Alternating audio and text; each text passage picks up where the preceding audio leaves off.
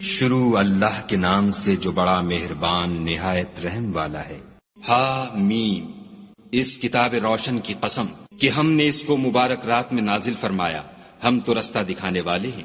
اسی رات میں تمام حکمت کے کام فیصل کیے جاتے ہیں، یعنی ہمارے ہاں سے حکم ہو کر بے شک ہم ہی پیغمبر کو بھیجتے ہیں۔ یہ تمہارے پروردگار کی رحمت ہے، وہ تو سننے والا جاننے والا ہے۔ آسمانوں اور زمین اور جو کچھ ان دونوں میں ہے سب کا مالک، بشرطے کہ تم لوگ یقین کرنے والے ہو۔ اس کے سوا کوئی معبود نہیں، وہی جلاتا ہے اور وہی مارتا ہے، وہی تمہارا اور تمہارے پہلے باپ دادا کا پروردگار ہے، لیکن یہ لوگ شک میں کھیل رہے ہیں۔ تو اس دن کا انتظار کرو کہ آسمان سے صریح دھواں نکلے گا جو لوگوں پر چھا جائے گا، یہ درد دینے والا عذاب ہے۔ اے پروردگار، ہم سے اس عذاب کو دور کر، ہم ایمان لاتے ہیں۔ اس وقت ان کو نصیحت کہاں مفید ہوگی جبکہ ان کے پاس پیغمبر آ چکے جو کھول کھول کر بیان کر دیتے تھے۔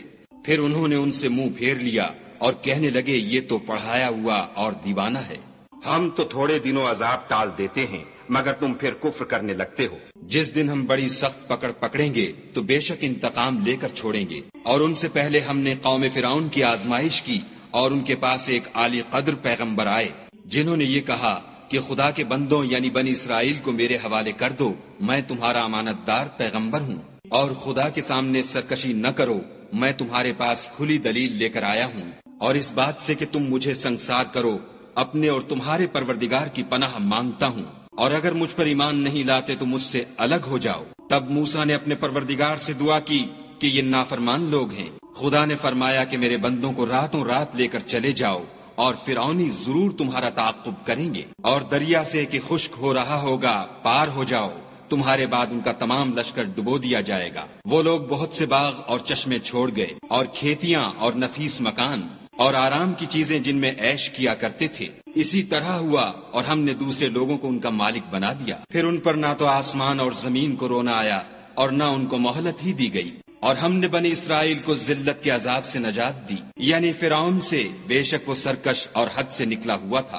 اور ہم نے بنی اسرائیل کو اہل عالم سے دانستہ منتخب کیا تھا، اور ان کو ایسی نشانیاں دی تھیں جن میں صریح آزمائش تھی۔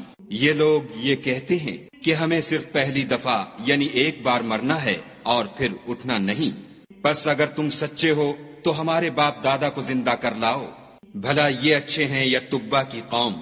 اور وہ لوگ جو تم سے پہلے ہو چکے ہیں ہم نے ان سب کو ہلاک کر دیا، بے شک وہ گناہگار تھے۔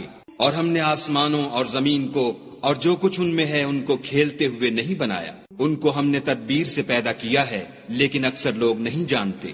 کچھ شک نہیں کہ فیصلے کا دن ان سب کے اٹھنے کا وقت ہے، جس دن کوئی دوست کسی دوست کے کچھ کام نہ آئے گا اور نہ ان کو مدد ملے گی، مگر جس پر خدا مہربانی کرے وہ تو غالب اور مہربان ہے۔ بلا شبہ تھوہر کا درخت گناہگار کا کھانا ہے، جیسے پگھلا ہوا تانبا پیٹوں میں اس طرح کھولے گا جس طرح گرم پانی کھولتا ہے۔ حکم دیا جائے گا کہ اس کو پکڑ لو اور کھینچتے ہوئے دوزخ کے بیچوں بیچ لے جاؤ، پھر اس کے سر پر کھولتا ہوا پانی انڈیل دو کہ عذاب پر عذاب ہو۔